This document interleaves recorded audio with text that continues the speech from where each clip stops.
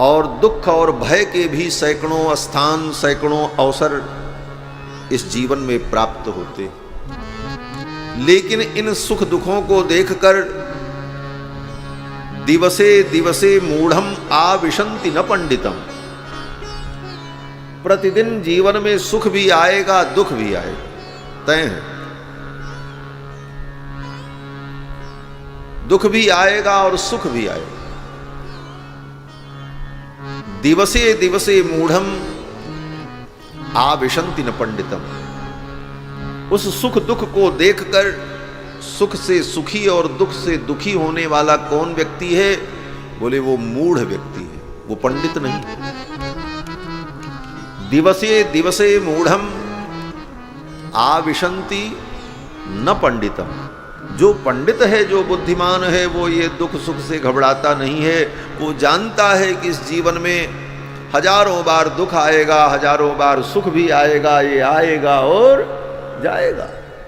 इसलिए सुख दुख को लेकर मोह में पड़ने वाला व्यक्ति मूढ़ होता है, और जो उस मोह से बच गया वही पंडित है। पंडित माने, पंडित किसी जाति का नाम नहीं है। आजकल लोग यही समझते पंडित माने ब्राह्मण, पंडित माने विप्र, लेकिन पंडित शब्द का अर्थ विप्र ब्राह्मण ये नहीं है। पंडित का मतलब विवेक संपन्न, जो ज्ञान संपन्न हो उसको कहते हैं पंडित। जिसके अंदर पंडा हो उसको कहते हैं पंडित। पंडा से जो युक्त हो उसको कहते हैं पंडित। पंडा क्या है? बोले सारा सार विवेकनी बुद्धि पंडा। सार और असार का विवेक रखने वाली जो बुद्धि होती है उसका नाम है पंडा। और वो पंडा जिसके अंदर विद्यमान हो वो व्यक्ति पंडित, अर्थात बुद्धिमान व्यक्ति को, ज्ञान संपन्न व्यक्ति को पंडित कहा जाता है। राम जी को भी पंडित कहा गया है रामायण में। खर दूषण विराध बध पंडित। राम जी कौन है? बोले खर दूषण विराध के बध में पंडित हैं। पंडित माने कुशल है, कैसे इसको मारा जाए ये जानते हैं, युद्ध कला में प्रवीण है, इसलिए खर दूषण विराध बध पंडित। तो जो पंडित है, जो बुद्धिमान है, दिवसे दिवसे मूढ़म आविशन्ति न पंडितम। जो मूढ़ व्यक्ति है वो इस सुख दुख के कारण विचलित होता है। वेद व्यास जी कहते हैं, मैं तो ऊर्ध्वबाहुर विरम्येश, दोनों हाथों को मैं उठा करके चिल्ला रहा हूं, न कश्चित शृणोति में, मेरी कोई बात ही नहीं सुन रहा है।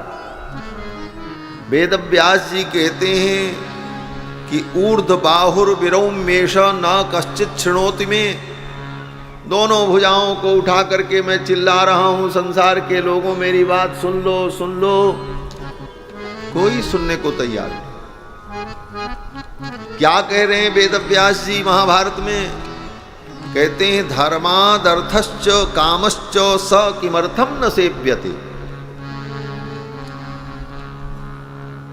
जिस अर्थ को, धन को तुम चाहते हो, कामश्च, जिस काम को तुम चाहते हो, अर्थ और काम रूपी पुरुषार्थ चाहते हो, अच्छी बात है, लेकिन वो अर्थ और काम रूपी पुरुषार्थ तुमको धर्म के द्वारा ही प्राप्त होगा। धर्मात् अर्थश्च कामश्च, तुम्हारे जीवन में धर्म रहेगा तो धन भी रहेगा, धर्म रहेगा तो कामनाएं भी पूरी होंगी, धर्म रहेगा तो कामनाओं के पूरा हो जाने पर मोक्ष की प्राप्ति भी हो जाए। मोक्ष क्या है? कामनाओं का अंत हो जाना, इसी का नाम मोक्ष है। तो जीवन में अगर धर्म है तो अर्थ भी आएगा।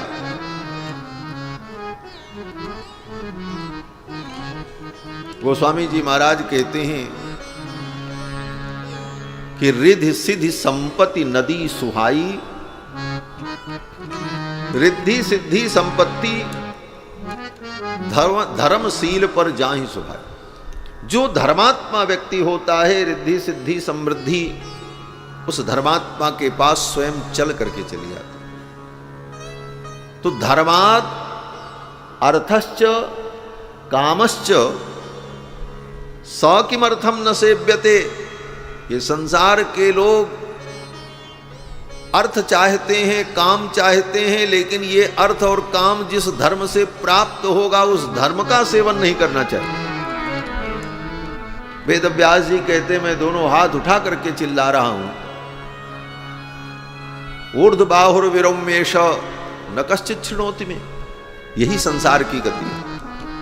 और वेद व्यास जी ही नहीं, वेद व्यास जी की पंक्तियों को, भागवत को, पुराणों को पढ़कर, रामायण को पढ़कर, उपनिषदों को पढ़कर बड़े बड़े विद्वान चिल्ला रहे हैं घूम घूम करके धरती पर, कोई सुनने को तैयार नहीं। धर्माद् अर्थश्च कामश्च स किमर्थम न सेव्यते। बंधुओं, सबसे बड़ा धर्म भगवान श्री हरि के चरणों की भक्ति, इससे बड़ा धर्म कुछ नहीं। महाभारत में वर्णन है कि जब भीष्म पितामह सरसैया पर पड़े थे तो भगवान श्री कृष्ण पांडवों को लेकर, धर्मराज युधिष्ठिर को लेकर भीष्म पितामह के पास कुरुक्षेत्र में गए। सूर्य उत्तरायण हो चुके थे। भीष्म पितामह को अपने शरीर को छोड़ना था, उत्तरायण की प्रतीक्षा कर रहे थे। भगवान श्री कृष्ण अपने परिकरों को लेकर, पांडवों को लेकर के जब पहुंचे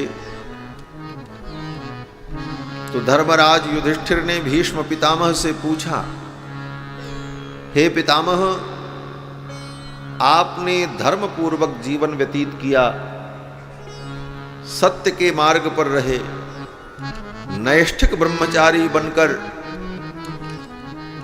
पिता की इच्छा को पूर्ण करने के लिए आपने इतना बड़ा त्याग किया।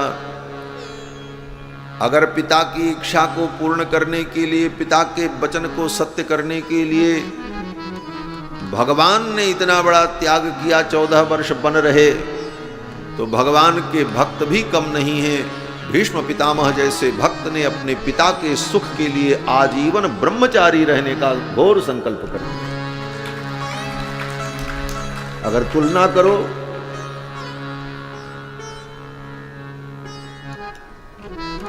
अपने पिता के सुख के, पिता की प्रसन्नता के, धर्मराज युधिष्ठिर ने कहा, आप धर्मात्मा हैं, आपने सत्यव्रत का पालन किया है।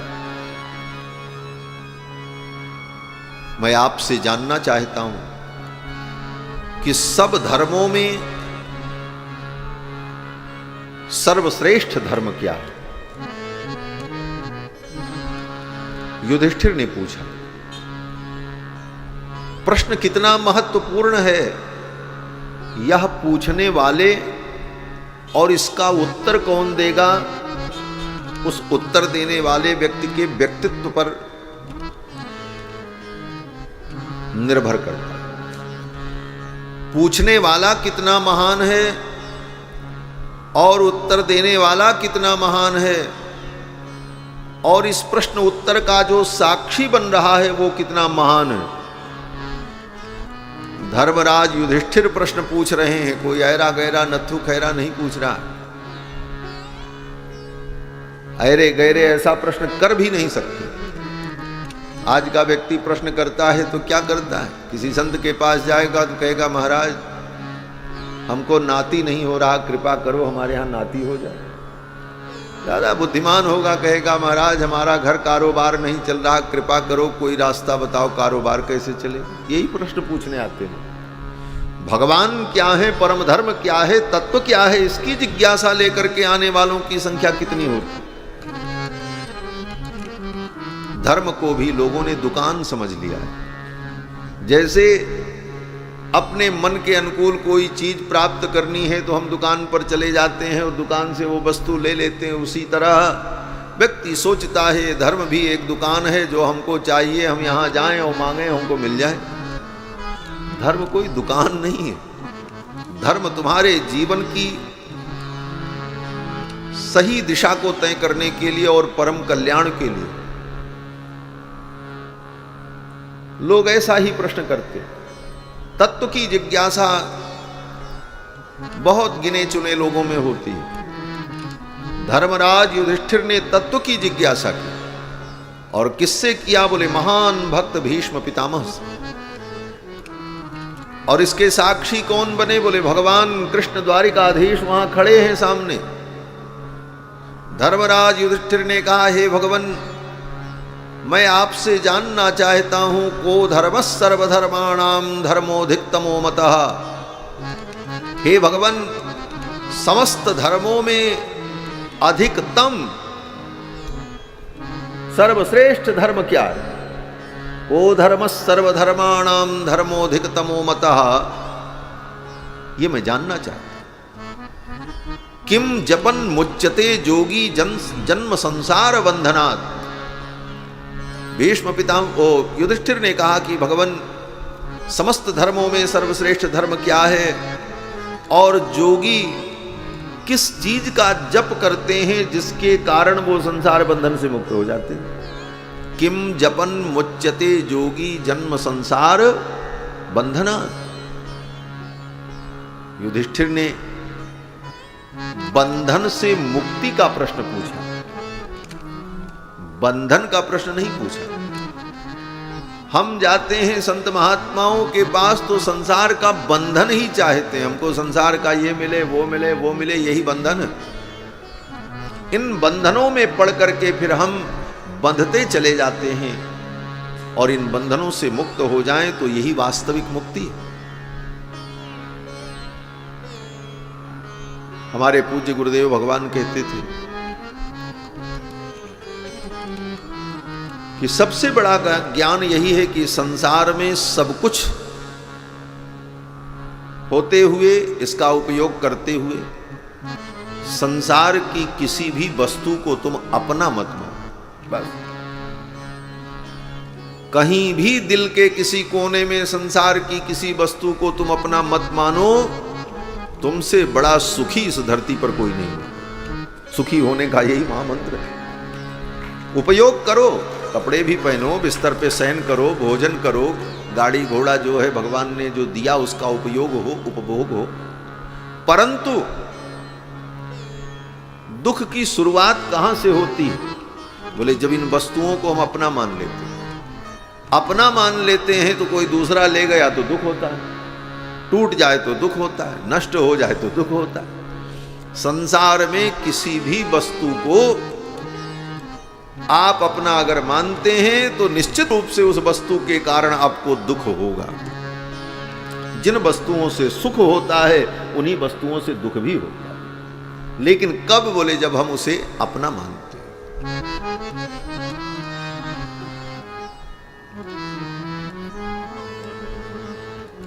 युधिष्ठिर ने कहा, संसार बंधन से मुक्ति पाने के लिए योगी लोग क्या जपते हैं? सब धर्मों में सर्वश्रेष्ठ धर्म क्या है? तो भीष्म पितामह ने कहा कि एष में सर्वधर्माणाम धर्मोधिकतमो मतः यद भक्त्या पुंडरीकाक्षमस्तवैरर्चेन नरः सदा। सब धर्मों में सर्वश्रेष्ठ धर्म है भगवान पुंडरीकाक्ष के चरणों की भक्ति, भगवान की भक्ति। इससे बड़ा दुनिया में कोई धर्म नहीं है। ये पितामह के वचन है। मरने वाला व्यक्ति कभी झूठ नहीं बोलता। ऐसे भी पितामह असत्य भाषण नहीं करते। मृत्यु सैया पर पड़े हुए हैं, मृत्यु सैया पर पड़ा व्यक्ति कभी झूठ नहीं बोलता। जो कुछ बताना होता है सब बता देता। जीवन भर जो छिपाए रहता वो भी बता के चला जाता। बोले अब जा रहे हैं, वहां ये रखा है, वहां वो रखा है, ये चाबी है, ताला सब दे देता। पितामह ने कहा ये समय सर्वधर्माणाम धर्मोधिकतमो मतः यद भक्त्या पुंडरीकाक्षमस्तवैरर्चे नर सदा। नर को, मनुष्य को चाहिए कि सबसे बड़ा धर्म भगवान के चरणों की भक्ति है। भगवान के चरणों की भक्ति करो, भगवान का नाम लो, भगवान का स्मरण करो, भगवान की लीलाओं को सुनो, भगवान का वर्णन करो। यही सबसे बड़ा धर्म है, इससे बड़ा कोई धर्म नहीं। ये धर्म। और ये कहते हुए भीष्म पितामह ने भगवान के 1000 नाम का उच्चारण किया। बाण की सैया पर पड़े पड़े, सामने भगवान खड़े हैं, युधिष्ठिर खड़े हैं। भगवान के सामने भगवान के 1000 नाम का स्मरण किया। विश्वम विष्णुर्वषट्कारो भूत भव्य भवत प्रभु, भूतकृत भूत भृत भावो भूतात्मा भूत भावन पूतात्मा परमात्मा च मुक्तानां परमागति। अव्यय पुरुष साक्षी क्षेत्रज्ञोक्षर एव च योगो योग विदाम नेता प्रधान पुरुषेश्वर। पूरा स्तोत्र 1000 नाम विष्णु सहस्त्र नाम का पाठ किया।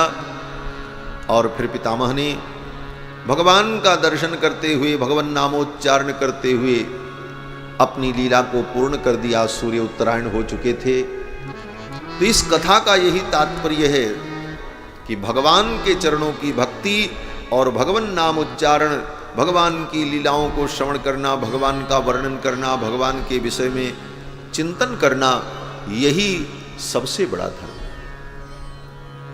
और इस भक्ति धर्म का विस्तार करने के लिए बड़े बड़े महापुरुष इस धरती पर आए।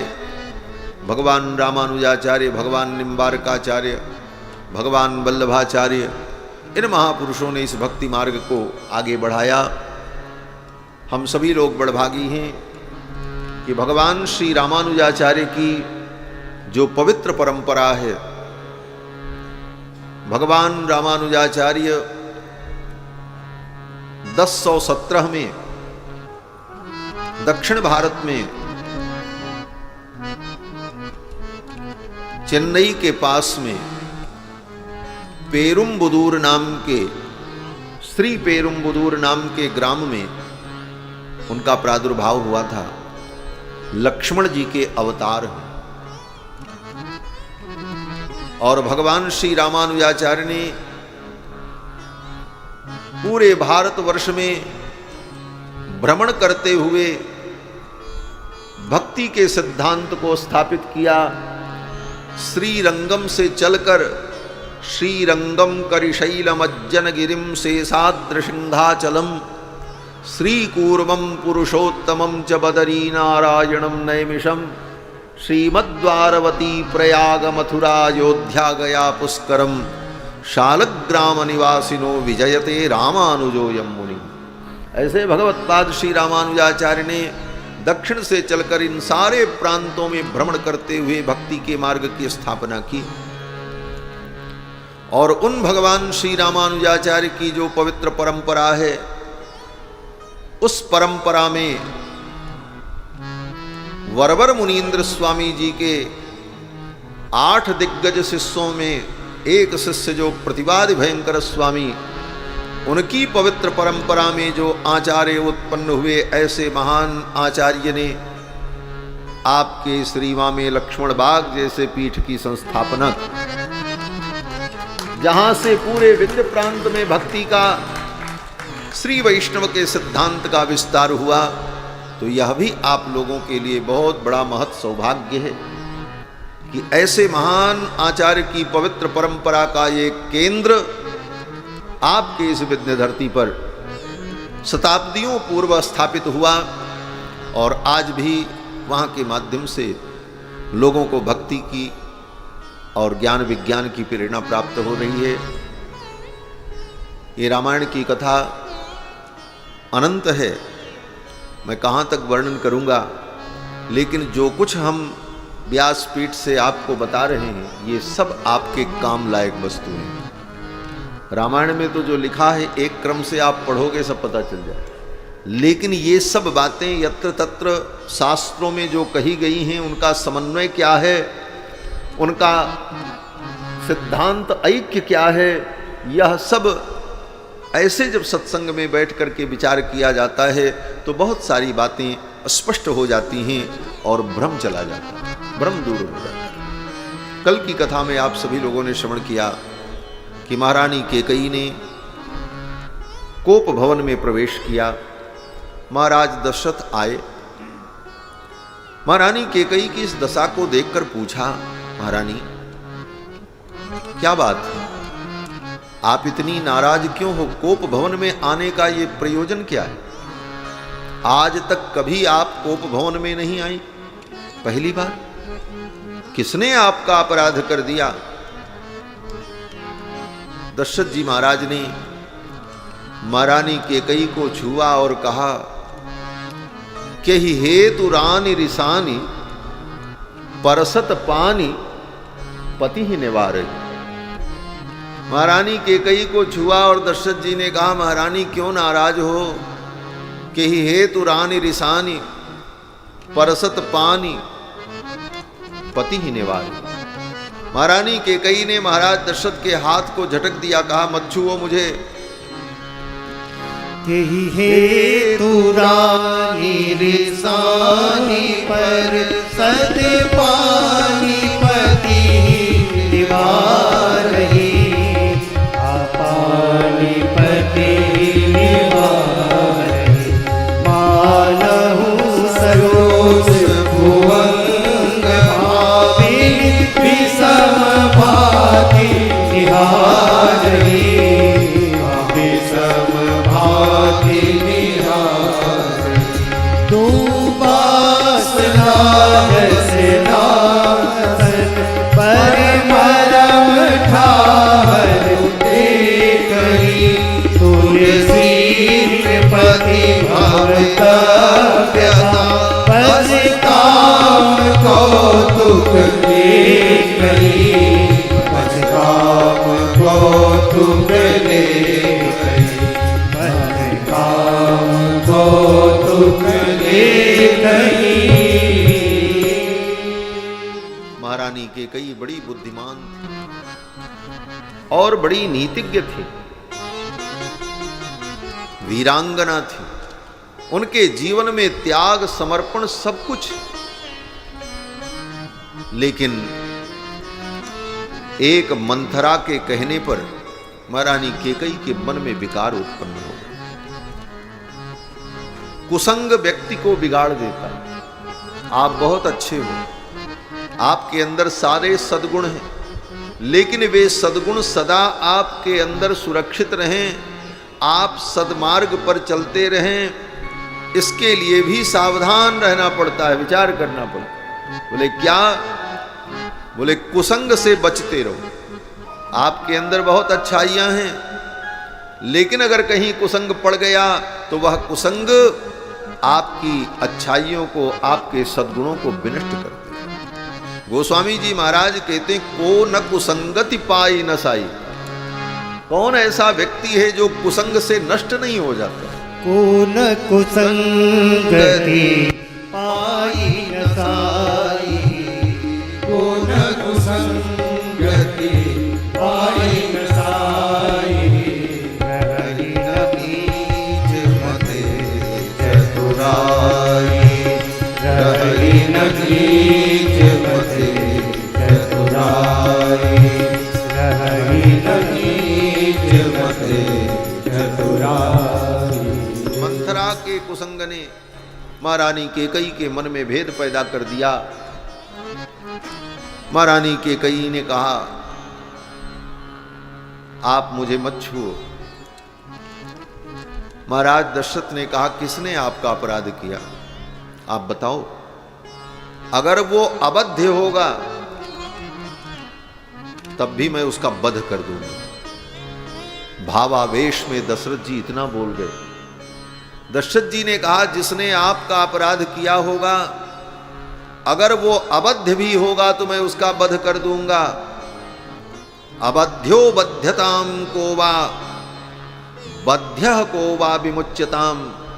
हे देवी, आपकी प्रसन्नता के लिए आप कहो तो जो व्यक्ति बद्ध है, वध कर देने के योग्य है, ऐसे व्यक्ति को भी मैं जीवन दान दे दूं, उसे मुक्त कर दूं।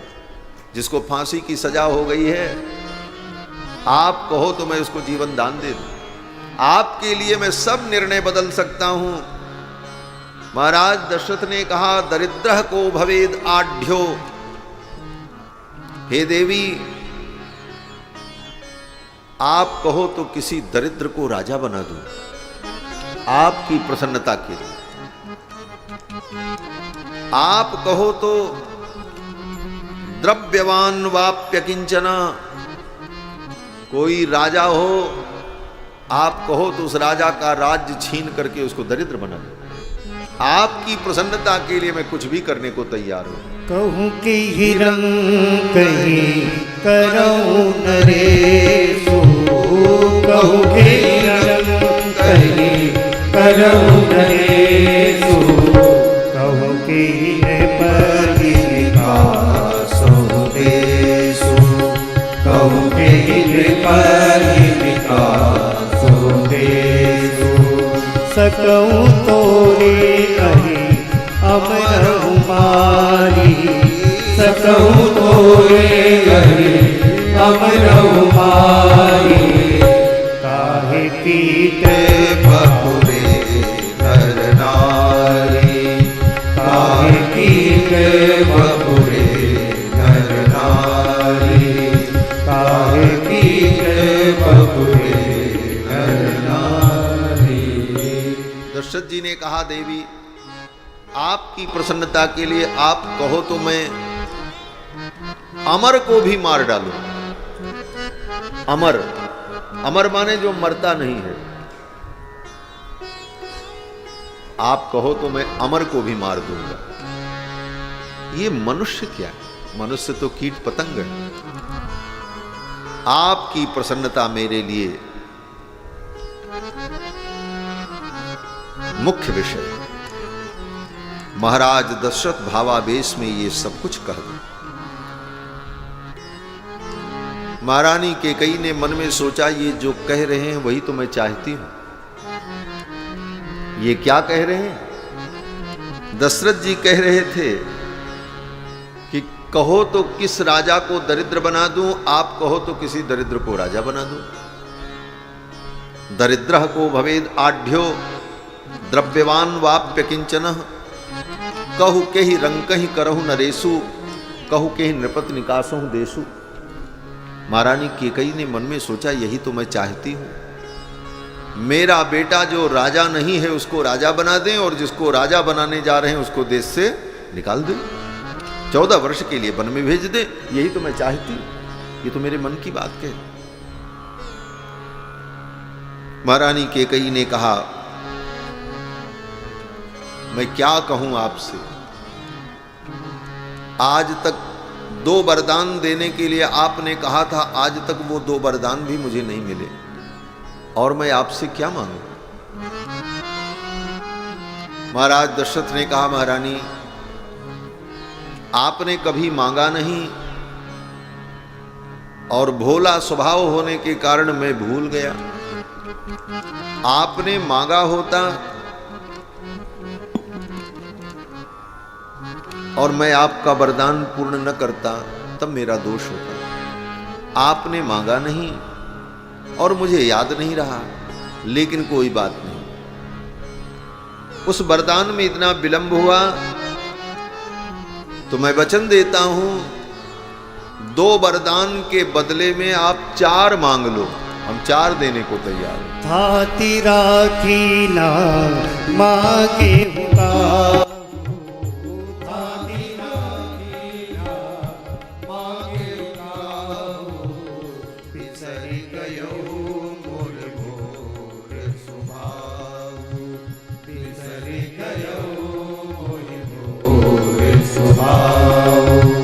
झूठे हुआई दोष जन देहु, झूठे हुआई दोष जन देहु, दुई के 4 मांग मत लेहु, दुई के 4 मांग मत लेहु, दुई के 4 मांग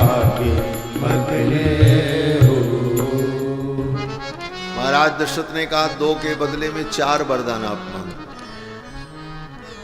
ये तो कहो कि भगवान की कृपा की महारानी कैकेयी ने 2 ही वरदान मांगे।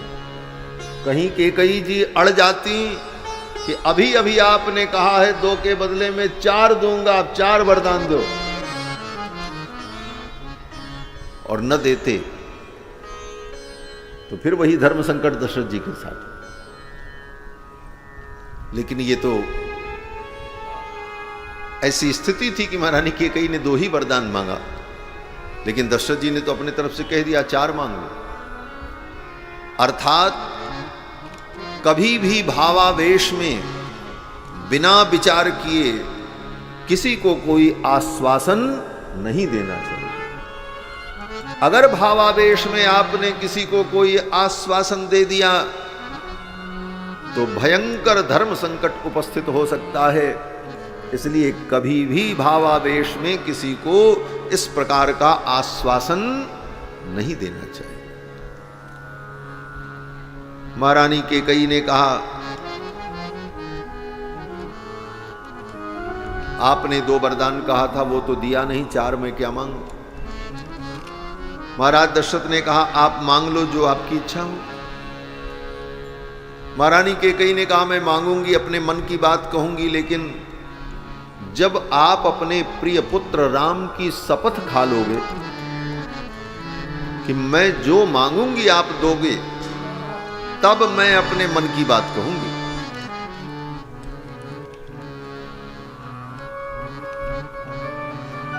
इतने पर महाराज दशरथ को सावधान हो जाना चाहिए।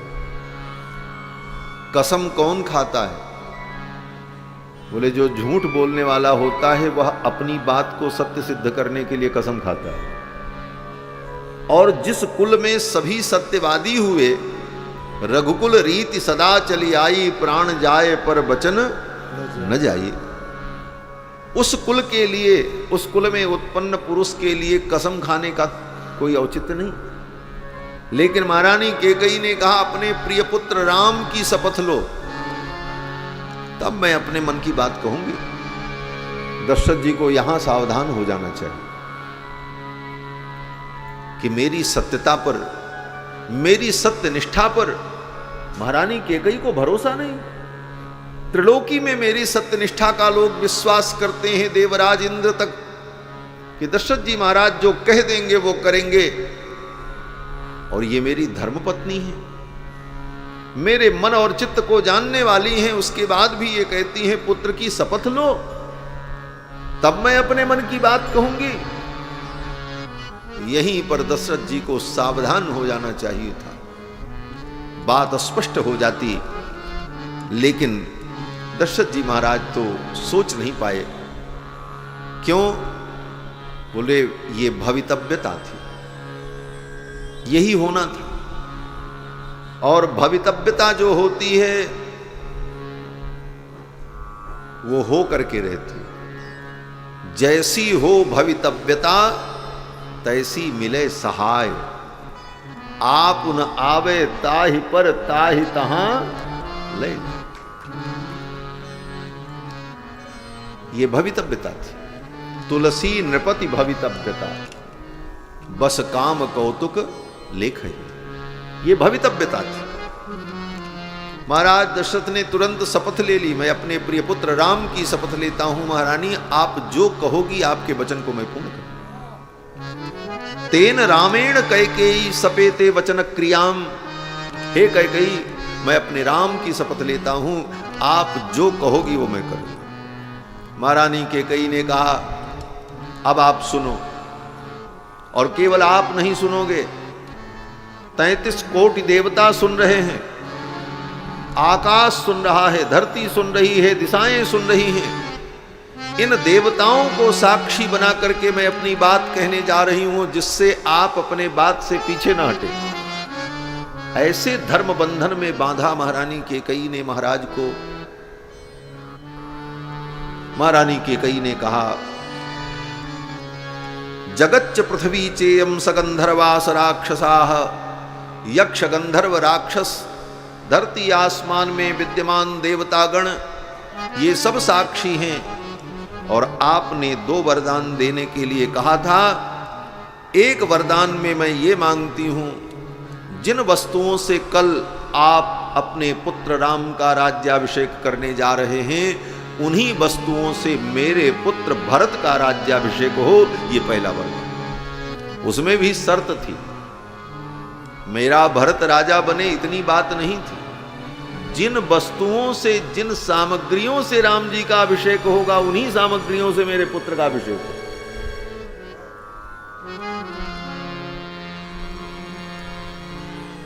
अर्थात जो राम के लिए आया है वो सब मेरे भरत के लिए प्रयुक्त है। कितनी कठोरता आ गई महारानी कैकेयी में, जैसे किसी बच्चे के लिए पिता कपड़ा खरीद करके लाए, वस्त्र खरीद करके लाए, और उस बच्चे की सौतेली मां कहे नहीं, ये कपड़ा ये नहीं पहनेगा, मेरा बेटा पहनेगा। कितना कठोर मां कैकेयी का हृदय हो गया। आचार्यों ने कहा, अहो धात्रा शिष्टम भवति हृदयम वज्र कठिनम, इतना भी कठोर हृदय होता है। महारानी कैकेयी ने कहा कि दूसरा वरदान ये चाहिए कि नव पंच च वर्षाणि दंडकारण्यमाश्रितः चीराजिन धरो धीरो रामो भवतु तापसः। 14 वर्ष तक राम बलकल वस्त्र धारण करके दंडकारण्य में निवास करें, तपस्वी वेश में। ये दूसरा वरदान मुझे चाहिए।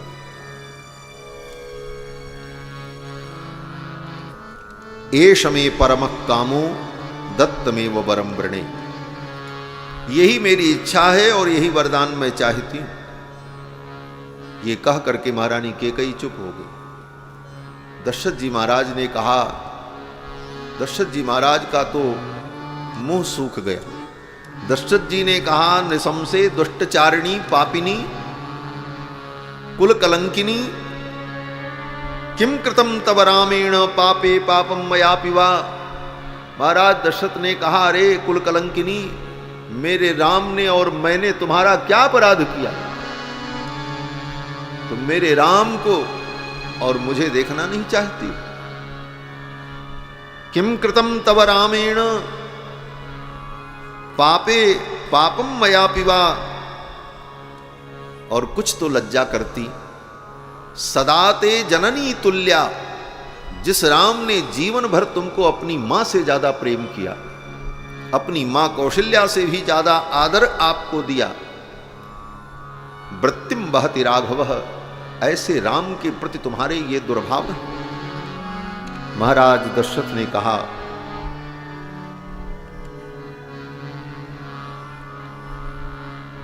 कि हे महारानी,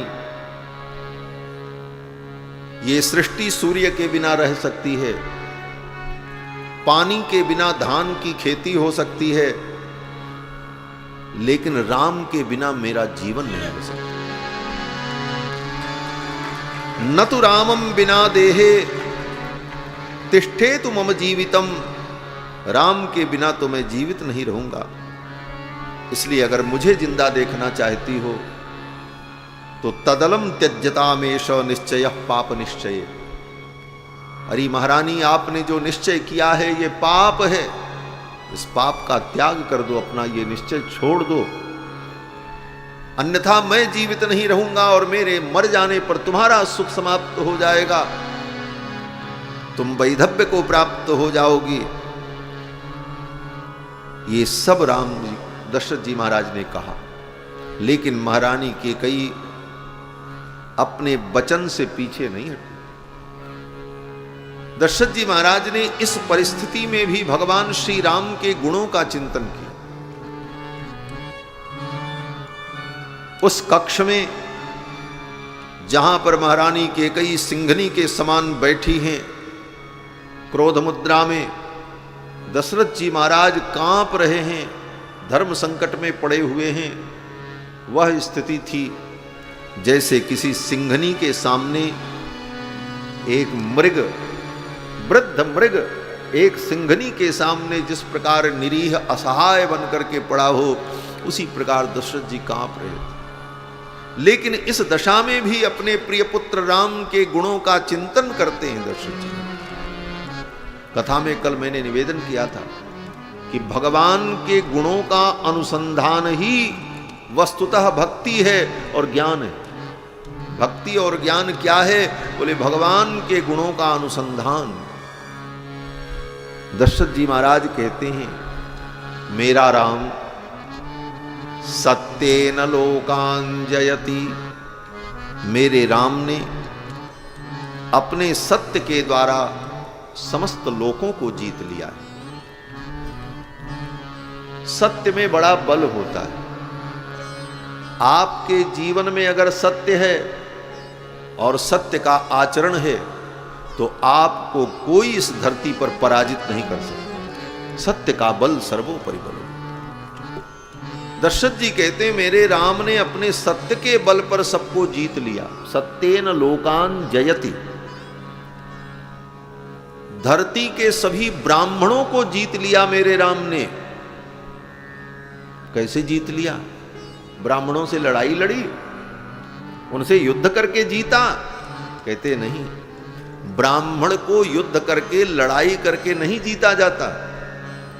ब्राह्मण को जीतने का तरीका क्या है? दशरथ जी कहते हैं, मेरे राम ने उन ब्राह्मणों को इतना दान किया, इतनी दक्षिणा दी कि वे ब्राह्मण राम जी के वश में हो गए।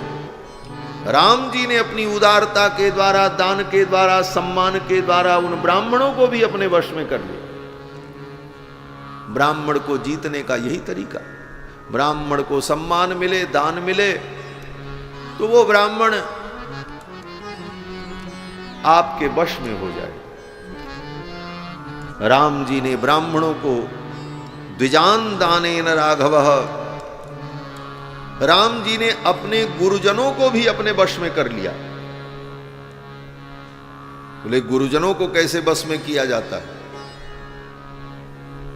दशरथ जी कहते, मेरे राम ने गुरून् शुश्रूषया वीरो धनुषायुधि सात्रवान, राम जी ने अपने गुरुजनों को अपनी सेवा के द्वारा अपने वश में कर लिया।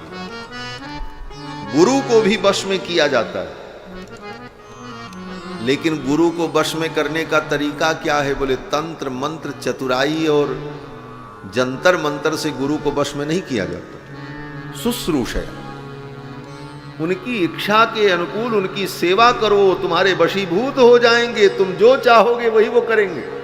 तुम जो चाहो उनसे करवा लो, वो तुम्हारे वश में हो जाएंगे। लेकिन सेवा, राम जी ने अपनी सेवा के द्वारा अपने गुरुजनों को अपने वश में कर लिया और अपने शस्त्र के द्वारा, अस्त्र के द्वारा अपने शत्रुओं को राम जी ने अपने वश में कर लिया। ऐसे राम ने तुम्हारा क्या बिगाड़ा? हे महारानी, अंजलिम कूर्मि कैकेयी पादौ चापि स्पृशामिते। दशरथ जी ने कहा, देवी मैं तुमको प्रणाम करता हूं, तुम्हारा चरण छूता हूं। चक्रवर्ती सम्राट महाराज दशरथ, जिनके चरणों में बड़े बड़े राजा अपना किरीट मुकुट झुका देते थे, वो दशरथ महाराज आज कैकेयी के सामने किम कर्तव्य विमूढ़ होकर हाथ जोड़ करके प्रणाम करते, कहते देवी मैं तुम्हारा चरण छूता हूं, मेरी बात मान लो, अपने वचन को वापस ले लो। शरणम भव रामस्य मां धर्मो मामिह स्पृशेत। शरणम भव रामस्य, मेरे राम की रक्षक बन जाओ। और ऐसा मत करो कि अधर्म मेरा स्पर्श करे, मैं अधर्म से बच जाऊं, मुझे अधर्म से बचा लो। लेकिन महारानी कैकेयी को दया नहीं आई। महारानी कैकेयी अडिग रही। महारानी कैकेयी ने कहा, महाराज ये नाटक बंद करिए, यही सब करना था तो आपने वचन क्यों दिया? ठीक है, आप वरदान नहीं दे सकते तो जाइए, लेकिन इसका परिणाम आप जान लीजिए। क्या परिणाम होगा? बोले महारानी कैकेयी ने कहा, अहम हि विषमद्यैव पीत्वा बहुत वाग्रतः पश्यतस्ते मरिष्यामि। अभी अभी आपके सामने ये विष देखो रखा हुआ है, पहले से ही कटोरे में रख रखा था विष। महारानी कैकेयी ने कहा, अहम ही विषमद्यैव पीत्वा बहुतवाग्रतः पश्यतस्ते मरिष्यामि। आपके सामने इस विष को पी करके आपके देखते देखते मैं मरूंगी, मैं जहर पी के मर जाऊंगी। आज के सीधे सीधे शब्दों में कहो तो व्यक्ति कहता, अगर मेरी ये बात नहीं मानोगे तो हम अपने आप को मार देंगे। महारानी कैकेयी ने कहा, विष पी करके मैं यहीं मर जाऊंगी अभी अभी, और इसका परिणाम ये होगा कि कल आप मेरा अंतिम संस्कार करेंगे, आप राम का राज्याभिषेक नहीं करेंगे। महाराज दशरथ ने बहुत कहा, लेकिन महारानी कैकेयी के ऊपर कोई प्रभाव नहीं पड़ा। कैकेयी तो अडिग थी। आज महारानी कैकेयी इतनी कठोर क्यों बन गई? राम के प्रति जिनके हृदय में इतना अगाध प्रेम था, क्या वह प्रेम विनष्ट हो गया? कहते नहीं, महारानी कैकेयी के हृदय में राम के प्रति वही अगाध प्रेम, हृदय में वही कोमलता है, वही भाव है। लेकिन आज महारानी कैकेयी इतनी कठोर बन गई, इसका कारण बोले अपने राम की महिमा को सारे विश्व में स्थापित करने के लिए महारानी कैकेयी ने ऐसा कठोर चरित्र किया। महारानी कैकेयी का दोष नहीं। हमारे अयोध्या के संत कहते हैं, संतों का भाव है कि जब महाराज दशरथ ने घोषणा कर दी कल राम का राज्याभिषेक होगा, तो भगवान श्री राम ने जाकर के महारानी कैकेयी को, मां कैकेयी को बताया, मैया पिताजी कल हमको राजा बनाने जा रहे हैं, राज्याभिषेक की घोषणा की है। महारानी कैकेयी चुप हो गई, गंभीर हो गई। भगवान श्री राम ने कहा, ऐसा शुभ समाचार सुनकर के आपको प्रसन्नता नहीं हुई?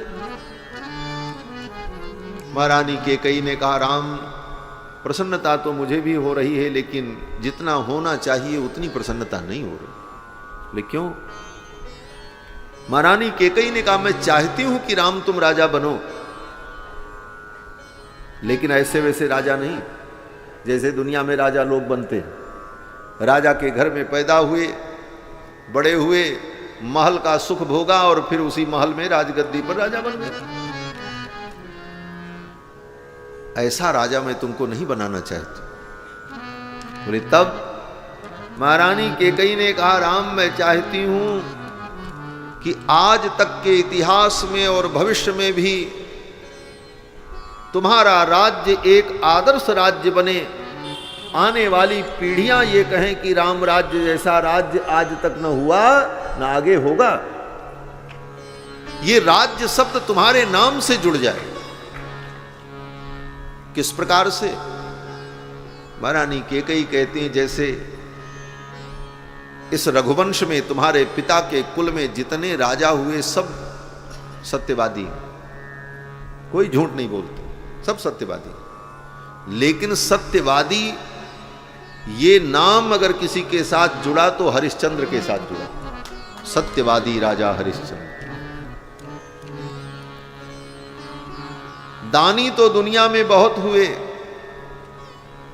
लेकिन सबसे बड़ा दानी कौन? दानवीर की उपाधि अगर किसी को मिली तो कर्ण को मिली, दानवीर कर्ण।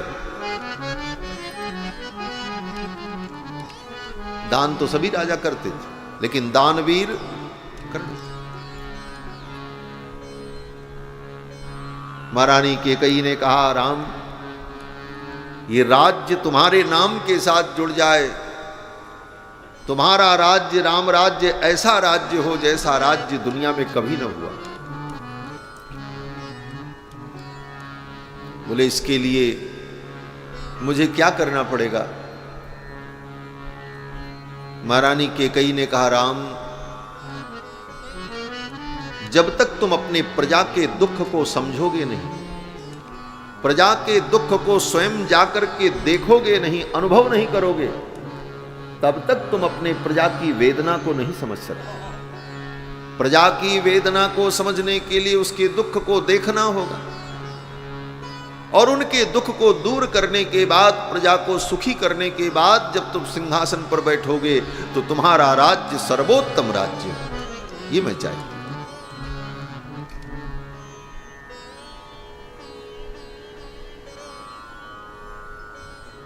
महारानी कैकेयी ने कहा, राम, राजा तो अनेक हुए, लेकिन उन्होंने अपनी प्रजा के दुख को कभी समझा ही नहीं। दुख कहते किसे हैं उनको अनुभव ही नहीं हुआ। राजमहल में रहकर सारे सुख भोगने में लगे रहे, उनको कभी अनुभव ही नहीं हुआ कि दुख क्या होता है। बामुश्किल एक रोटी की व्यवस्था की खाने के लिए, तब तक वह रोटी भी चली गई और खाने को न मिला। प्राण पर संकट आ गए। ऐसे दुख में भी जो जीवन धारण करने वाली प्रजा है, उसका कितना दुख है, इस दुख को समझना राजा का धर्म। तो तुम्हारे लिए प्रजा का दुख, प्रजा का कल्याण तुम्हारे लिए प्रधान विषय बन जाए, तब तुम्हारा राज्य सर्वोत्तम राज्य हो। देखो, इतिहास में वर्णन है, गंगा को इस धरती पर लाने के लिए भगीरथ के पिता ने भी तप किया, उनके पितामह ने भी तप किया, लेकिन उनके पिता पितामह के तप से गंगा धरती पर नहीं आई, भगीरथ की तपस्या से गंगा धरती पर आई। क्यों? बोले, इनके पिता जब तपस्या करने, पितामह तपस्या करने गए तो कब गए? बोले, पहले राजा बने, राजा बनने के बाद राज सुख भोगा, बेटा बेटी पैदा किया, संतान पैदा हुई, और सब करने के बाद जब वृद्धावस्था आ गई तो उन्होंने कहा, अब मैं अपने बेटे को राजा बनाता हूं और मैं गंगा को प्रकट करने के लिए तपस्या करने जाऊं। तपस्या करके मर गए, गंगा नहीं प्रकट हुई। क्यों? बोले, गंगा ने कहा, तुम्हारे लिए मेरा अवतरण महत्वपूर्ण नहीं है, तुम्हारे लिए तो तुम्हारा राज्य महत्वपूर्ण है। मेरी तपस्या तुम्हारे लिए द्वितीय श्रेणी में है। संसार के सारे कर्मों को करने के बाद जब तुम्हें फुर्सत होगी तब तुम मेरे लिए आओगे। इसलिए गंगा प्रसन्न नहीं हुई, पितामह की तपस्या से भी नहीं है। महाराज भगीरथ के पिता ने भी वही किया, जीवन भर राज्य किया, राज सुख भोगा, और जब वृद्धावस्था आई तो अपना राज्य भगीरथ को दिया और तपस्या करने चले। लेकिन महाराज भगीरथ को जब मंत्रियों ने राजा बनाने का प्रयत्न किया तो महाराज भगीरथ ने कहा, मैं राजा नहीं बनूं। पहला काम है कि मैं जाऊंगा, तपस्या करूंगा, और जब तक गंगा प्रकट नहीं हो जाती तब तक मैं तप करूंगा, और गंगा को प्रकट करने के बाद ही मैं राजा बनूंगा। क्योंकि भगीरथ के लिए गंगा का अवतरण मुख्य विषय था। और यह लेकर के जब भगीरथ चले तो परिणाम क्या हुआ? बोले, भगीरथ के लिए गंगा प्रकट हो गई, भागीरथी इस धरती पर आ गई। महारानी कैकेयी ने कहा, राम, ये जितने राजा हुए, युवा अवस्था में राज सुख भोग कर, सारे सुख भोगने के बाद तब वृद्धावस्था में वन में जाते हैं, इसलिए अपने प्रजा के दुख को, अपने प्रजा की समस्या को कभी समझ नहीं पाते। राम, मैं चाहती हूं कि पहले तुम वन में जाओ। राम, तुम वन में जाओ। क्यों?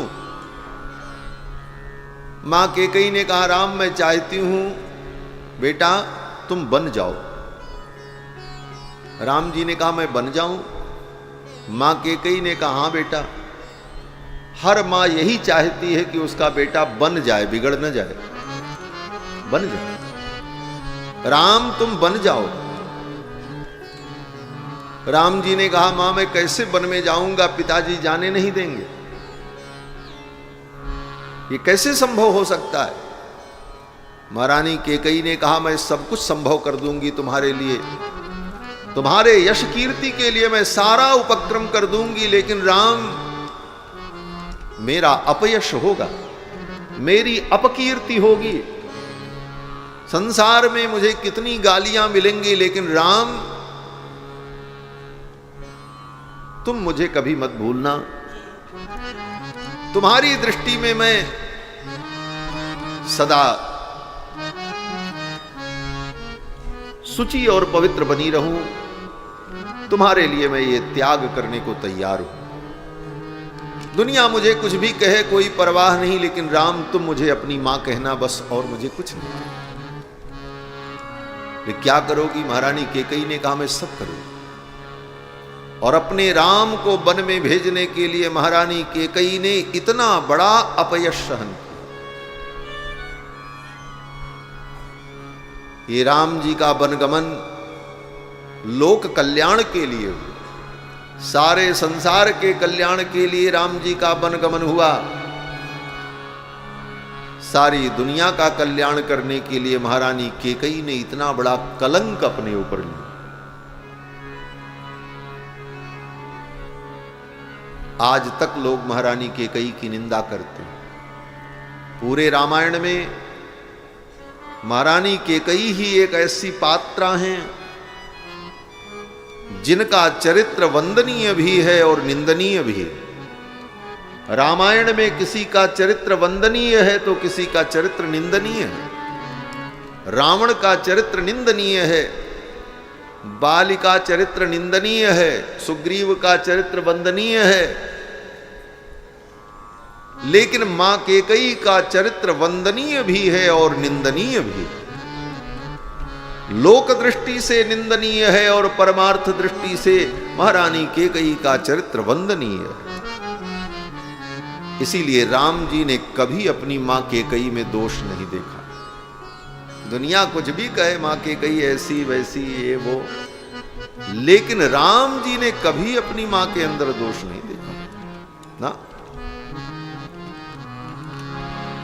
राम जी कहते हैं कि अगर मेरी मां कैकेयी में कोई दोष देखता है और मेरी मां कैकेयी को दोष देता है, इसका मतलब बोले वो अज्ञानी है, उसने कभी संतों का संग नहीं किया, वो गुरुजनों के सभा में नहीं बैठा, वह व्यक्ति मेरी मां कैकेयी की निंदा करेगा। दोष तेरी जननी जड़ तेरी, दोष तेरी जननी जड़ तेरी, जिन गुरु साधु सभा नहीं से, जिन गुरु साधु सभा नहीं से, जिन गुरु साधु सभा नहीं से, जिन गुरु साधु सभा नहीं से।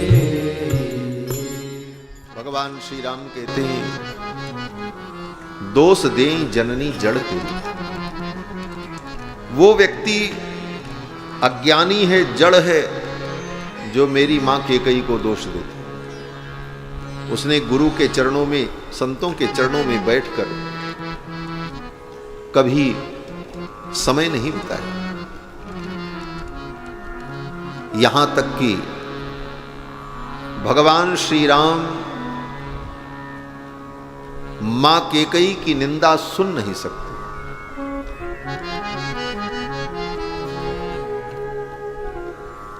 आप कितने भी बड़े भगवान के प्रिय भक्त हो, बहुत अच्छे हो, लेकिन अगर मां कैकेयी की निंदा आप करो तो राम जी आपके ऊपर प्रसन्न नहीं होंगे। इसका उदाहरण वाल्मीकि रामायण में बहुत अद्भुत उदाहरण। सबसे प्रिय राम जी का कौन है? बोले सबसे प्रिय राम जी का कोई है तो लक्ष्मण जी। स्वयं भगवान श्री राम कहते हैं द्वितीयम मेंतरात्मानम, लक्ष्मण तुम मेरी दूसरी आत्मा हो। कल प्रसंग आया था, लक्ष्मणो लक्ष्मी संपन्न बहि प्राण इवापरः। लक्ष्मण जी राम जी के दूसरे प्राण हैं। लेकिन ऐसे लक्ष्मण जी भी अगर मां कैकेयी के विषय में कुछ कह दें तो राम जी ऐसे लक्ष्मण को भी डांट देते हैं, चुप हो जाओ, दोबारा ऐसी बात मत कहना। कब का प्रसंग है? बोले भगवान जब वन की यात्रा पर गए तो पंचवटी में जब पंचवटी में निवास करते हुए गोदावरी में स्नान करने के लिए गए, नित्य प्रति गोदावरी में राम जी स्नान करते थे, साथ में लक्ष्मण जी भी, जानकी जी भी। गोदावरी में जब स्नान करने गए तो गोदावरी का जल बहुत ठंडा था, अगहन का महीना था, हेमंत ऋतु थी। अगहन के महीने में ऐसे भी ठंडी पड़ती और दक्षिण भारत में तो कम पड़ती है, उत्तर भारत में तो कड़ाके की ठंडी। आपके अयोध्या, प्रयाग, काशी क्षेत्र से हेमंत ऋतु था। गोदावरी में जब स्नान करने भगवान गए, लक्ष्मण जी ने भी डुबकी लगाई तो लक्ष्मण जी ने उस जल की शीतलता का अनुभव करके, ठंडी का अनुभव करते हुए लक्ष्मण जी ने कहा कि जब यहां का पानी इतना ठंडा है तो अयोध्या का पानी कितना ठंडा होगा। और ऐसी ठंडी में अर्धरात्रि में, रात्रि के 2 बजे भरत जी सरयू में कैसे स्नान करते होंगे। लक्ष्मण जी ने यह बात वहां पर कही पंचवटी में। कथम त्वपर रात्रेषु सरयू मवगाहते। लक्ष्मण जी कहते हैं, भैया भरत, अर्धरात्रि में सरयू में कैसे स्नान करते होंगे इतनी ठंडी में, जब हम लोगों को यहां इतनी ठंडी लग रही है दक्षिण देश में, तो अयोध्या में तो बहुत ठंडी। रात्रि के 2 बजे भरत जी स्नान करने के लिए जाते थे। लोग ब्रह्म मुहूर्त में जाते थे, सवेरे 5 बजे, 4 बजे, लेकिन भरत जी रात्रि के 2 बजे सरयू स्नान करने जाते। वाल्मीकि रामायण का यह प्रमाण है। अपर रात्रि में ही भरत जी स्नान करने जाते। तो रात्रि के 2 बजे स्नान करने क्यों जाते थे? टीकाकार विद्वानों ने, व्याख्याकारों ने कहा कि ये भरत जी की बड़ी उच्च भावना थी। भरत जी सोचते थे कि सवेरे ब्रह्म मुहूर्त में मैं स्नान करने जाऊंगा तो घाट पर भीड़ रहेगी, लोग भी रहेंगे और मेरे जाने पर लोग मुझे देखेंगे, तो कहीं उनके मन में ये भावना आए कि आज किस पापी का मुंह देख लिया जिसके कारण राम जी को वन में जाना पड़ा, मैं कैसे अपना मुंह दिखाऊं। प्रातः काल जो मेरा मुख देखेंगे वो यही सोचेंगे, आज तो पापी भरत का मुख मैंने देख लिया जिसके कारण राम को वन में जाना पड़ा। मोहि समान को पाप निवासु, जेहि लगी सी राम वनवासु। जिनके कारण श्री सीता रामचंद्र जी को वनवास हुआ, ये भरत अपना मुंह कैसे दिखाए। लोग कहेंगे आज तो हमारा दिन खराब हो गया, भरत का मुंह देख लिया। इस ग्लानि के कारण, इस दुख के कारण भरत जी रात्रि में 2 बजे ही जाते थे, जब घाट खाली, लोग अपने घर में सो रहे हैं, सन्नाटा पसरा होता और भरत जी चुपचाप दबे पांव जाकर के सरयू में स्नान करके चले आते। कथम त्वपर रात्रेषु सरयू मवगाहते। लक्ष्मण जी कहते हैं, भैया भरत अर्धरात्रि में कैसे सरयू में स्नान करते। पद्मपत्रे क्षणश्यामः श्रीमान निरुदरो महान। भैया भरत बड़े महान है, बड़ा तप है उनके जीवन में। लक्ष्मण जी ने कहा, कैसे स्नान करते हो। अब समाधान तो यहां पर नहीं दिया कि भरत जी कैसे स्नान करते होंगे, लेकिन विद्वानों का भाव है कि इसका समाधान यह है कि भरत जी के हृदय में राम के वियोग की ऐसी अग्नि धधकती रहती थी, आंखों से अश्रुपात होता रहता था हृदय की धधकती हुई अग्नि से संपृक्त होकर आंखों के अश्रु जब प्रकट होते थे तो वो आंसू इतने गर्म होते थे कि भरत जी जब सरयू में स्नान करते थे तो उनके आंखों के आंसुओं के मिलने से सरयू का जल भी उष्ण हो जाता था, गर्म हो जाता था। सरयू जल की शीतलता समाप्त हो जाती थी। कितना ताप है भरत के हृदय में। गोस्वामी जी महाराज कहते हैं, यही दुख दाह दहई दिन छाती, भूख न बासर नींद न रात। ये कहते हुए लक्ष्मण जी ने भरत जी की प्रशंसा की। ये प्रशंसा ही भरत जी की महिमा का वर्णन किया। लेकिन कहते कहते लक्ष्मण जी ने एक बात और कह दी। क्या कही? लक्ष्मण जी ने कहा, मेरे भैया भरत ने संसार की उस लोकोक्ति को झुठला दिया। कौन सी लोकोक्ति? बोले, संसार में एक लोकोक्ति है कि मां के अधिकतम गुण बेटे में आते हैं और पिता के अधिकतम गुण बेटी में आते हैं। पिता के अधिकतम गुण बेटियों में देखे जाते हैं और मां का अधिकतम गुण पुत्र में दिखाई पड़ता है। ये संसार का नियम है। न पितृमनुवर्तन्ते मातृकम द्विपदायिति ख्यातो लोकः। लक्ष्मण जी कहते हैं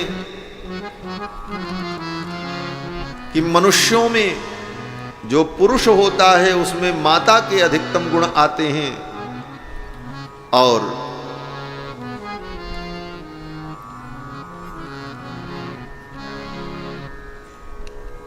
बेटी में पिता के गुण आते हैं। लेकिन भैया भरत में मां के गुण नहीं आए, पिताजी के गुण आए।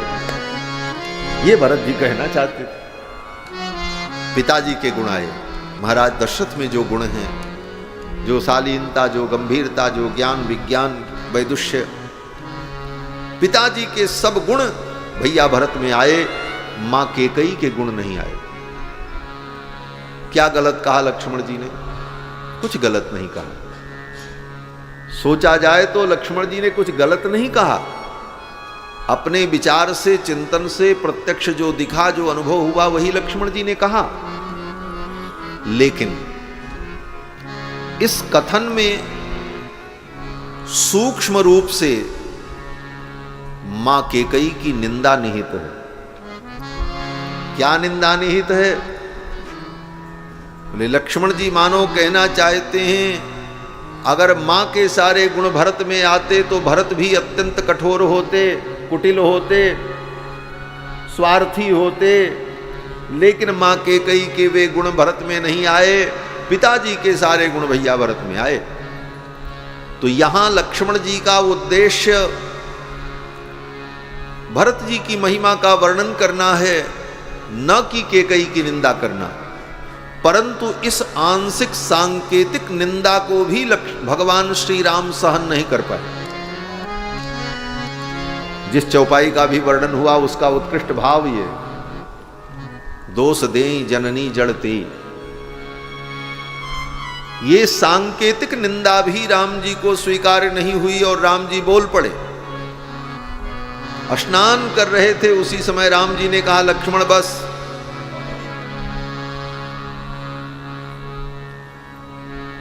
नतेम्बा मध्यमा तात गर्हितव्या कदाचन।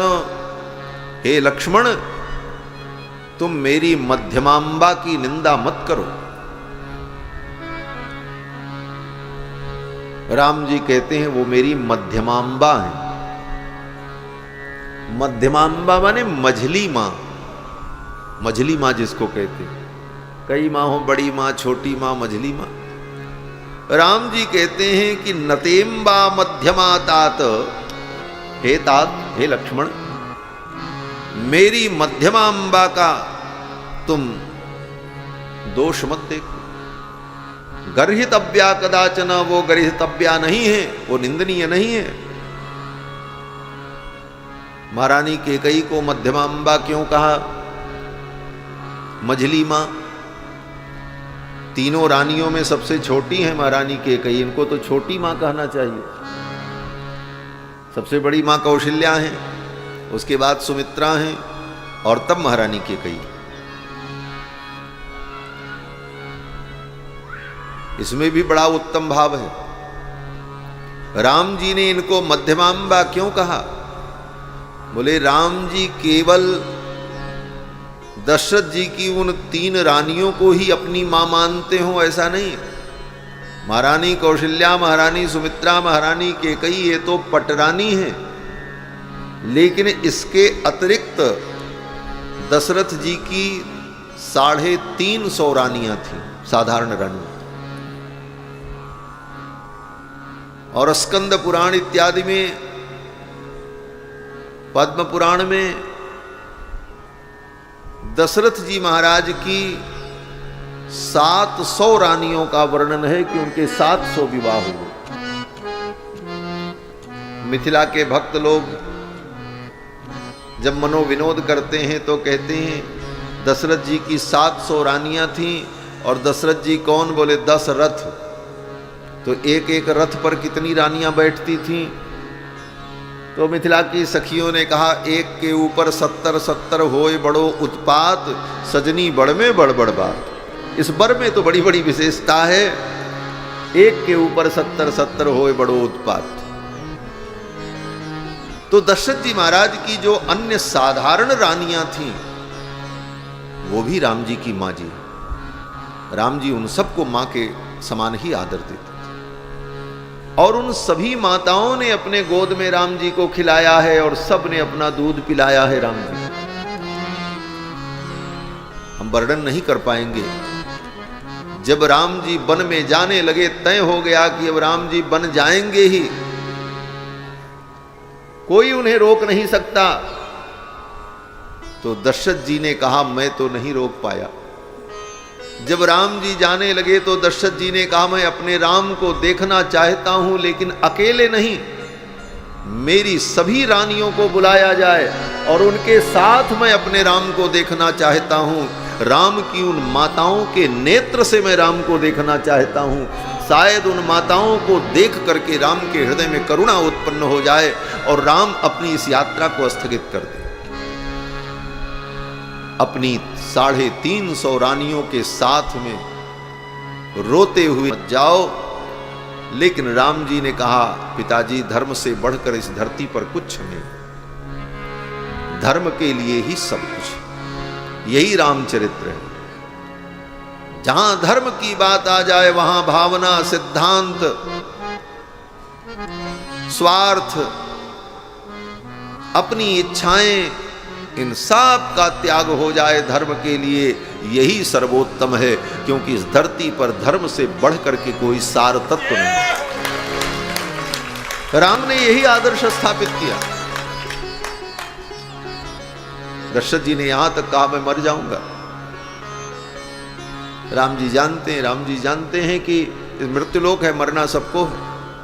मरने के बाद शरीर फिर मिलेगा, लेकिन धर्म चला जाएगा तो वो धर्म नष्ट होगा। शरीर तो मिलता रहता है। कितने शरीर मिले और फिर मिलेंगे। इसलिए धर्म के लिए,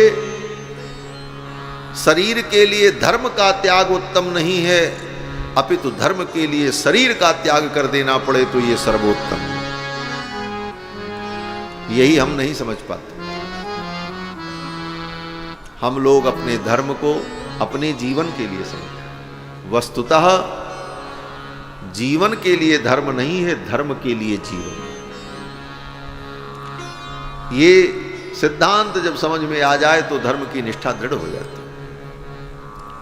तो दशरथ जी महाराज की जो अन्य रानियां हैं वो साधारण रानी हैं, और महारानी कौशल्या और महारानी कैकेयी, ओ महारानी सुमित्रा, ये पट रानी है।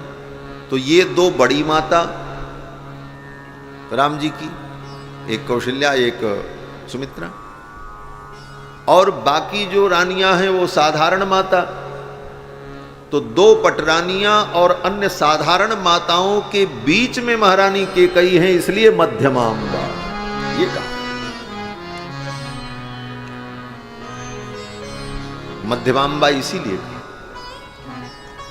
अगर कह देते कनिष्ठांबा, मेरी जो कनिष्ठ माने छोटी मां है, तब तो एक सीमा रेखा बन जाती, बड़ी मां, मझली मां, छोटी मां, काम खत्म।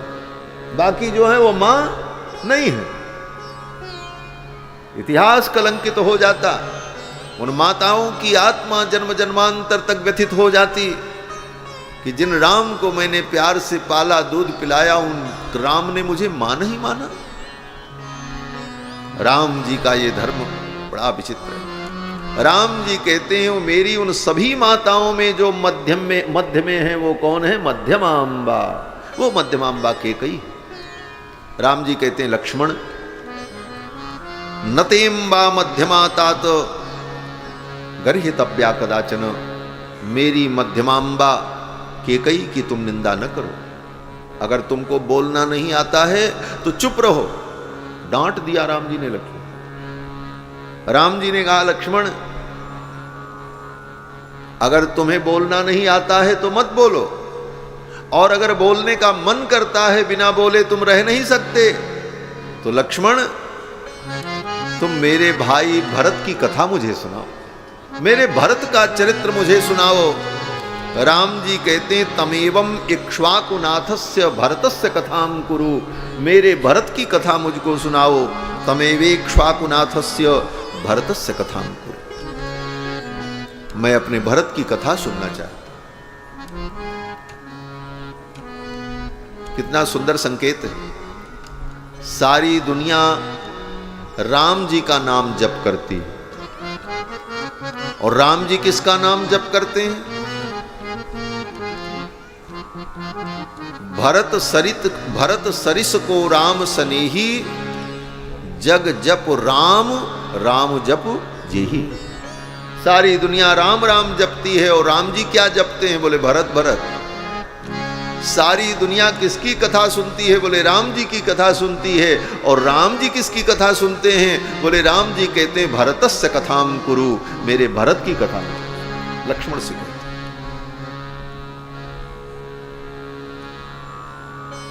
तो राम जी कभी अपनी मां की निंदा नहीं सुन सकते।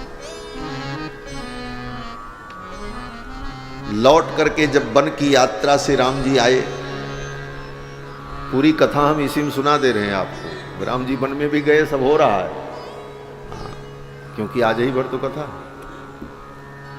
राम जी जब वन से लौट करके आए तो सबसे पहले मां कैकेयी के महल में गए और महारानी कैकेयी को प्रणाम।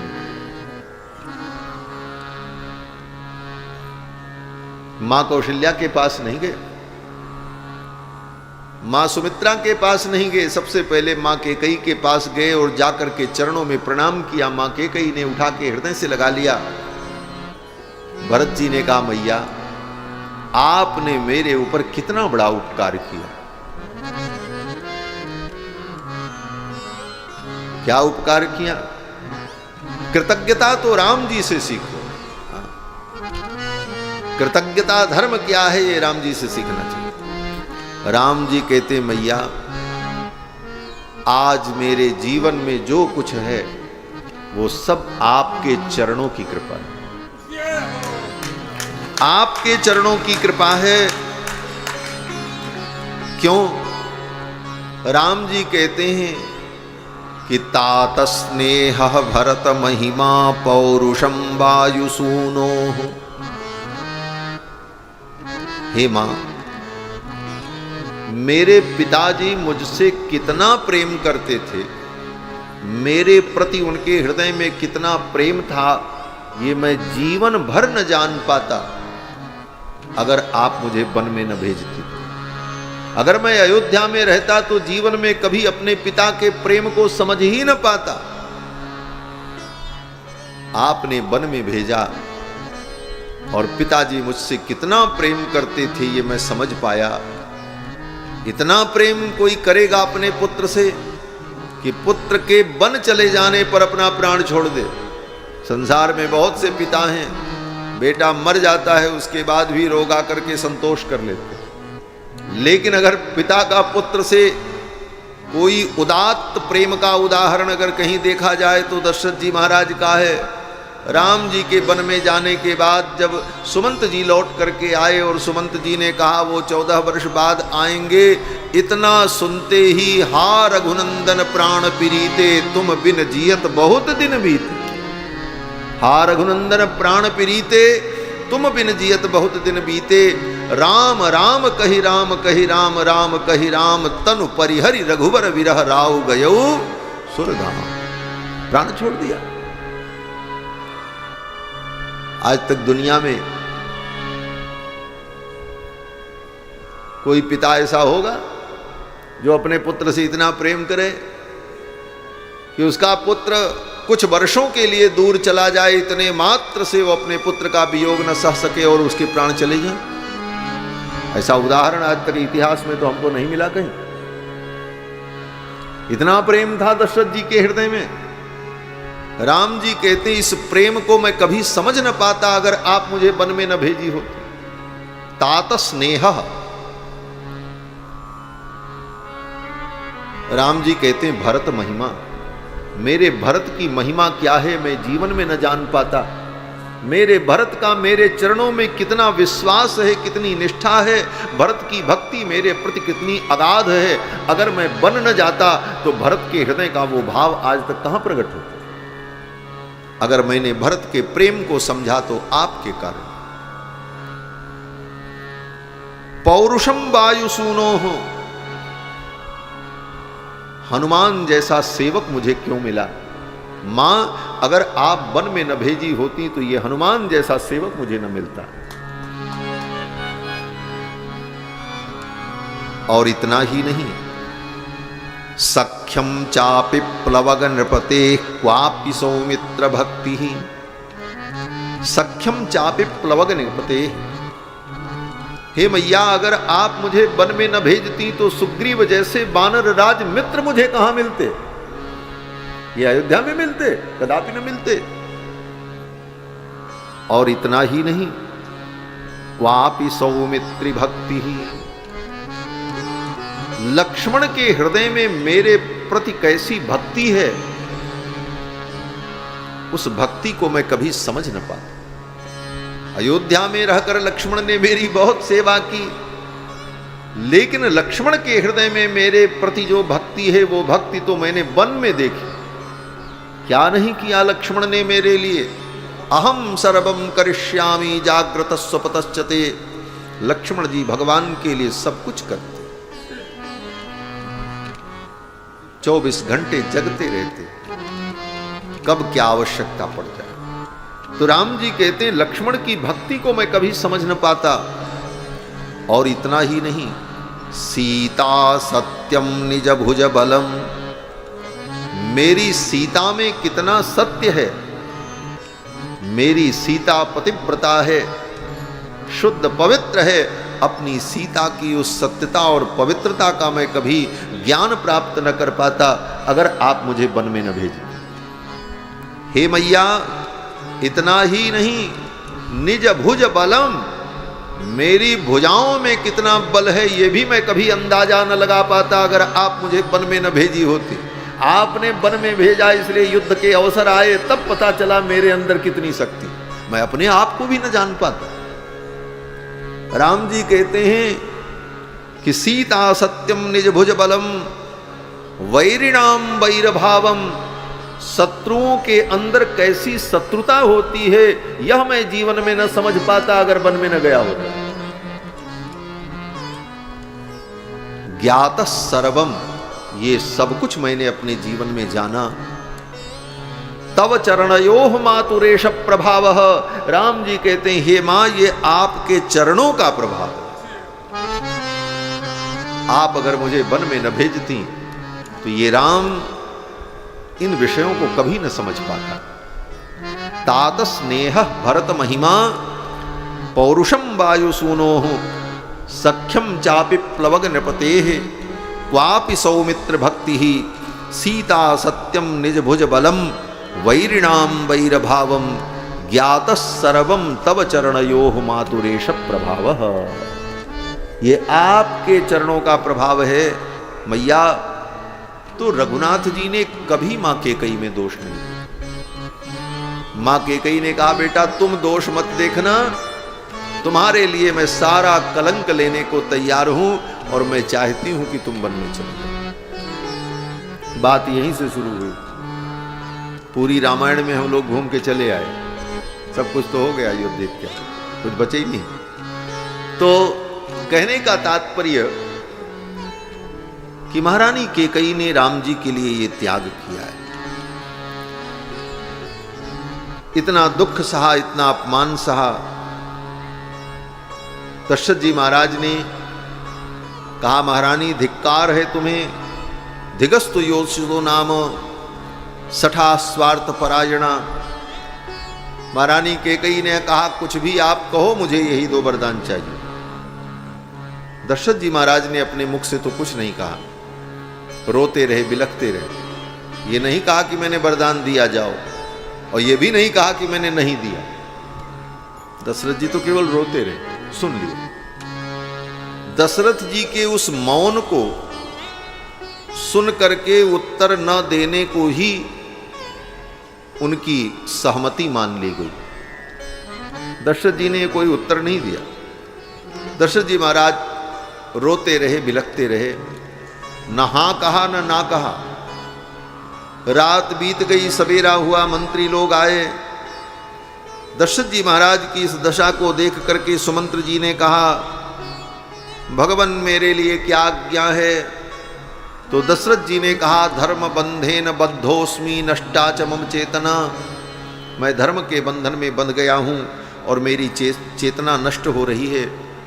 मेरी एक इच्छा है कि मैं अपने ज्येष्ठ पुत्र राम को देखना चाहता हूं। ज्येष्ठम पुत्रम प्रियम रामम द्रष्टुमिच्छामि धार्मिकम। मेरे धर्मात्मा पुत्र राम को मेरे सम्मुख लाया जाए।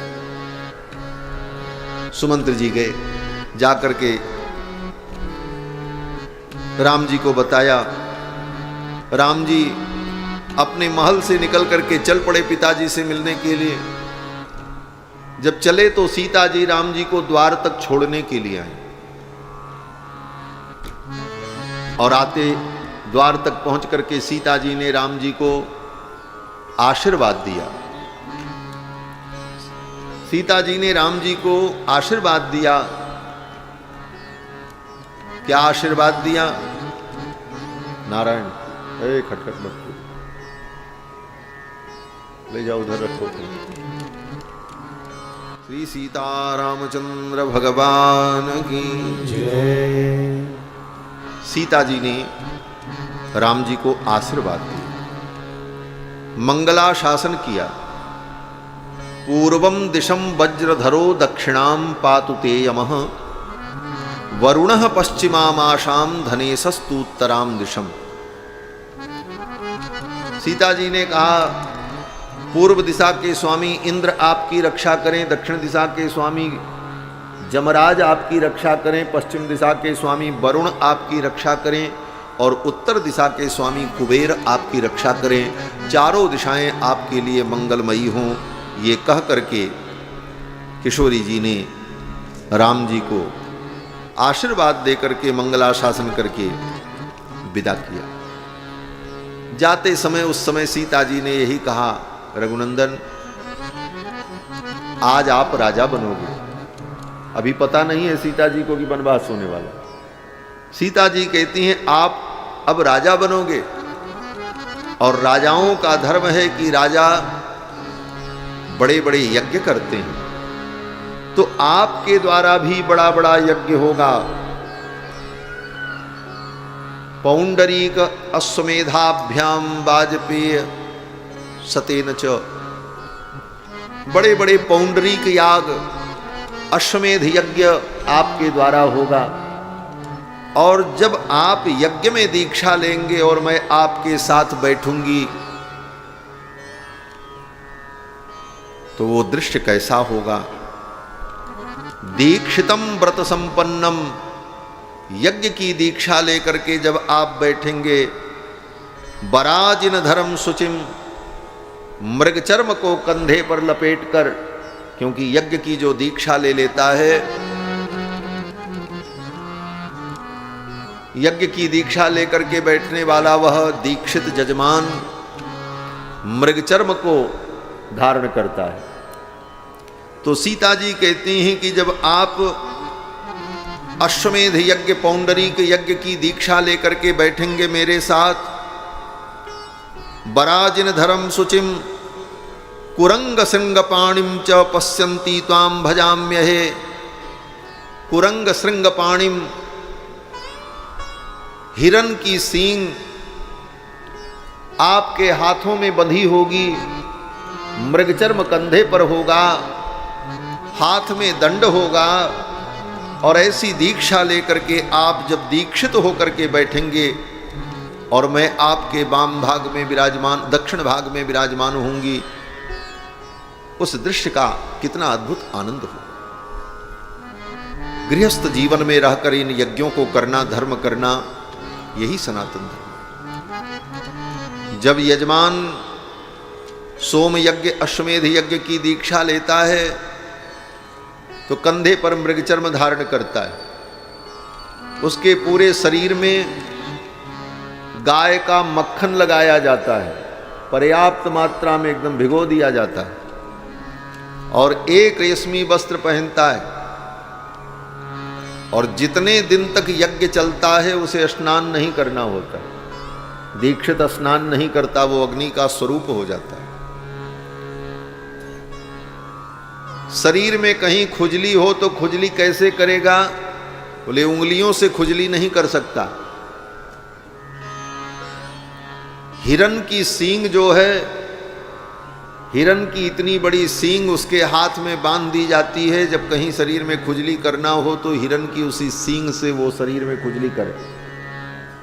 इन सारे नियमों का पालन यज्ञ में दीक्षित उन जजमानों को करना पड़ता है।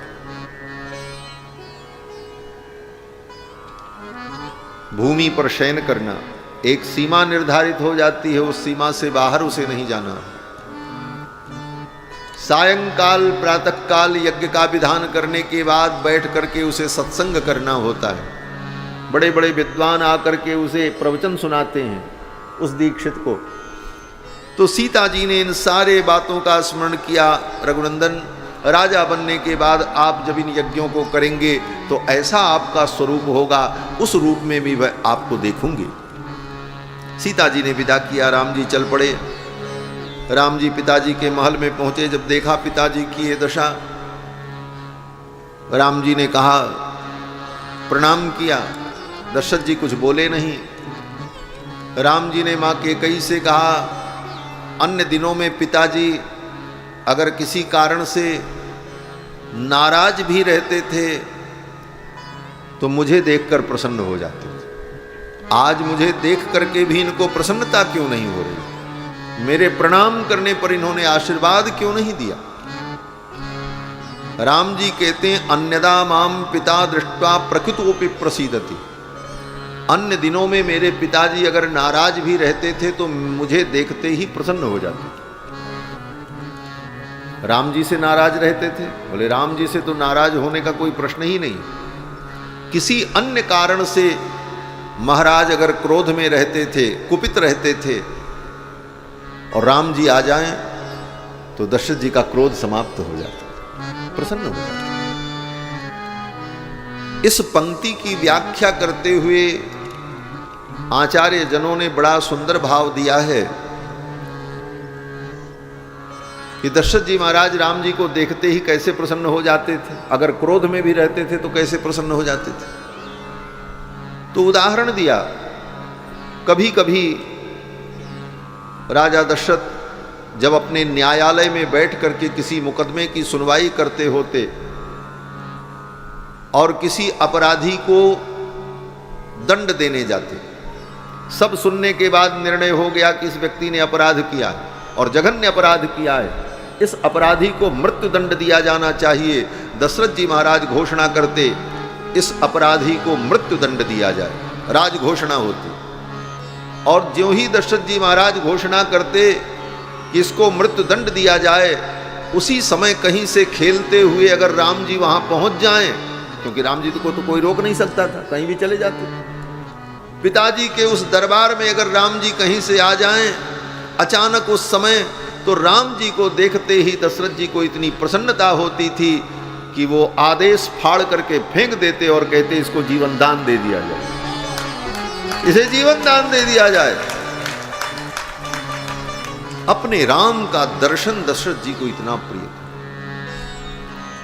राम जी कहते हैं अन्यदा माम पिता दृष्ट्वा प्रकुतोपि प्रसीदति, पिताजी मुझे देखकर क्रोध में भी रहते थे तो प्रसन्न हो जाते, मृत्यु दंड जिसे देना है उसे जीवन दान दे देते थे। आज मेरे प्रणाम करने पर मुझे आशीर्वाद भी नहीं दिया, क्या कारण है? क्या हो गया मेरे पिताजी को? क्या इन्हें कोई बीमारी है, कोई कष्ट है? दशरथ जी तो रोते रहे, सुन सुन करके सिसक रहे थे। मां कैकेयी ने कहा राम इनको न कोई बीमारी है, न ये दुखी हैं, न इनको कोई कष्ट है। हां इनके मन में एक बात है जो तुमसे कहना चाहते हैं, लेकिन तुम्हारे भय के कारण तुमसे नहीं कह पा रहे। राम जी उठकर के खड़े हो गए। राम जी ने कहा मां मेरे जैसे आज्ञाकारी पुत्र से पिता को भय हो, कोई बात कहने में पिता को संकोच हो, फिर तो ऐसे पुत्र को डूब करके मर जाना चाहिए। राम जी ने कहा मां आप तो मेरे स्वभाव को जानती हो, पिताजी अगर कह दें तो अहम ही वचनात् राजा, अहम ही वचनात् राज्ञः पतेयमपि पावके, अगर पिताजी कह दें तो मैं अग्नि में कूद जाऊं, मैं नहीं पूछूंगा कि मैं अग्नि में क्यों कूदना है, पिताजी कह दें तो इनके कहने पर मैं अग्नि में कूद जाऊंगा। भक्षेयम विषम तीक्ष्णम, अगर पिताजी हाथ में जहर लेकर के कहें राम लो पी लो, तो ये राम कभी पूछेगा नहीं पिताजी मैं जहर क्यों पीऊं, पी लूंगा।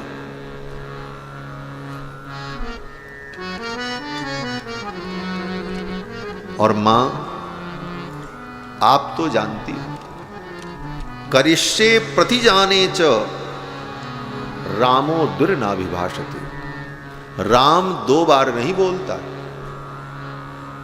रामो दुर्नाभिभाषते, राम जी दो बार नहीं बोलते। एक बार राम जी ने जो कह दिया राम जी उस बात पर अडिग रहते हैं। ये नहीं कि आज राम जी ने कुछ कहा कल कुछ और कहें। रामो दुर्नाभिभाषते, ये राम जी की विशेषता है। वाल्मीकि रामायण के इस वाक्य को रामो दुर्नाभिभाषते,